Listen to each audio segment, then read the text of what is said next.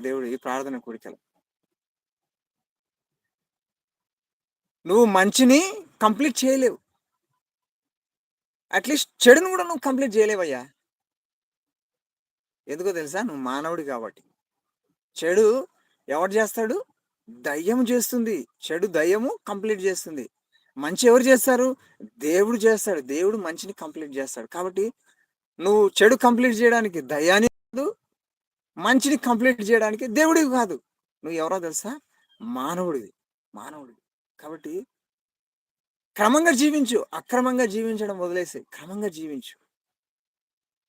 ఆదాము ఈ విషయాన్ని చూసి మనం ప్రార్థనలోని కదా! ఆదాము మంచేంటో, చెడేంటో మరి ఆయన ఎరగనంత వరకు ఎలా ఉన్నాడో తెలుసా? దేవుని మహిమలో దేవుని కుమారుడిగా ఉంటూ వచ్చాడు. చాలా జాగ్రత్తగా గమనించండి. ఆదాము, అవ్వలు మంచి, చెడు, మంచి, చెడు తెలియనంత వరకు మంచి, చెడు మరి ఆ వృక్ష ఫలాన్ని తిననంత వరకు ఎలా ఉన్నారు తెలుసా? దేవుని స్వరూపంలో, దేవుని మహిమ కలిగి, దేవుని కుమారులుగా ఉంటూ వచ్చారు వాళ్ళు. కాబట్టి ఈ దినాన నువ్వు గూడా అలా ఉండాలి అనుకుంటే, ఈ నశించిపోయినటువంటి స్థితిలో నుండి నువ్వు రక్షింపబడి, తిరిగి ఆ మంచి, చెడును విడిచిపెట్టి ఏదైతే ఆదామవ్వలకి ఆజ్ఞ ఇస్తూ వచ్చాడో, ఆ మంచి చెడుల వృక్ష ఫలాన్ని నువ్వు తిను దినాన నిశ్చయంగా చస్తావని చెప్పాడు. కాబట్టి ఈ మంచి చెడు చేయడం వదిలిపెట్టు. వదిలిపెట్టి మానవుడిగా జీవించడం మొదలుపెట్టు. ఆదాములా మంచి చెడుల వృక్ష ఫలాన్ని తినకముందు ఎలాంటి ఆదాముగా ఉన్నాడో అలాంటి జీవితాన్ని జీవించడానికి మొదలుపెట్టు. ఆదాము మరి ఏం చేయలేదు. మంచి చేయలేదు, చెడు చేయలేదు. ఏదైనా తోటలో. దాన్ని కాస్తూ వచ్చాడు. దాన్ని సేద్యపరుస్తూ వచ్చాడు. ఎప్పుడైతే ఆ మంచి చెడ్డల వృక్ష ఫలాన్ని తింటూ వచ్చాడో, అప్పుడే నాశనాన్ని తెచ్చుకున్నాడు. అప్పుడే మరణాన్ని తెచ్చుకున్నాడు. కాబట్టి ఈరోజు నీతోనే మాట్లాడుతున్నాడు దేవుడు. నువ్వు నశించిపోవాలనుకుంటున్నావా? అయితే చెయ్యి. మంచి చెయ్యి. చెడు చెయ్యి. ఖచ్చితంగా నువ్వు నశించిపోతావు ఒకరోజు. ఎందుకంటే నువ్వు కంప్లీట్‌గా మంచి చేయలేవు. కంప్లీట్‌గా చెడు చేయలేవు. అందుకనే నశించిపోతావు నువ్వు.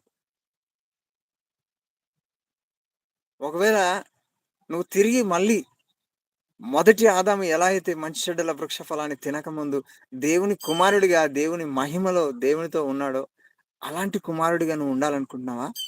అయితే అక్రమంగా జీవించడం వదిలేయి. మంచి చెడు చేయడం వదిలేసేయి.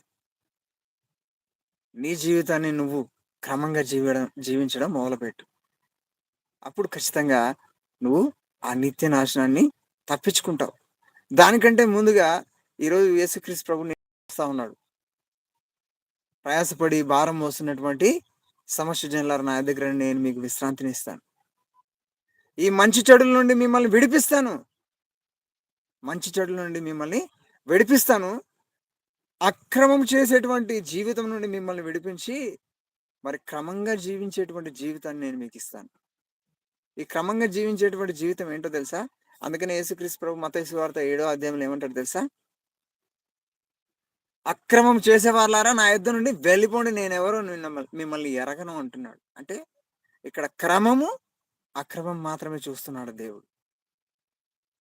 మంచి చెడుగా చూస్తున్నది. క్రమము, అక్రమమే చూస్తున్నాడు.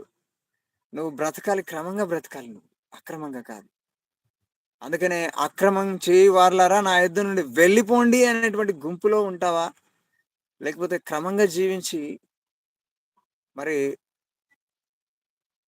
మీకోసం సిద్ధపరచబడిన ఆ యొక్క పరలోక రాజ్యంలో ప్రవేశించండి, స్వతంత్రించుకోండి అని చెప్పేటువంటి గుంపులో ఉంటాము. మరి మనమే తీర్మానించుకోవాలి. కాబట్టి ఈ దినాన చెప్తా ఉన్నాడు దేవుడు. నశించిపోతున్నారు ఆత్మలు. ఎందుకు నశించిపోతున్నారు తెలుసా? ఈ జీవన విధానాన్ని బట్టి. కాబట్టి ఈ విషయాన్ని మనం గుర్తుంచుకొని, ఈ యొక్క ప్రార్థన కూడికలో నశించిపోయేటువంటి ఆత్మల కొరకు మనం ప్రార్థించడానికి దేవుడు ప్రార్థన ఆత్మను మన పైన కుమ్మరించునుగాక. ప్రార్థన చేసుకుందాం. దయచేసి మరి ఈ లైవ్ చూస్తున్నటువంటి వాళ్ళు ఎవరైనా సరే, దయచేసి డిస్క్రిప్షన్‌లో నేను లింక్ ఇస్తూ వచ్చాను మీకు. దయచేసి డిస్క్రిప్షన్‌లో లింక్ ఇస్తూ వచ్చాను.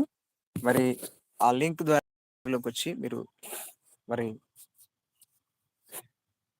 సంఘంగా నశించిపోయేటువంటి ఆత్మల కొరకు ప్రార్థించేటువంటి ఒక గొప్ప అవకాశాన్ని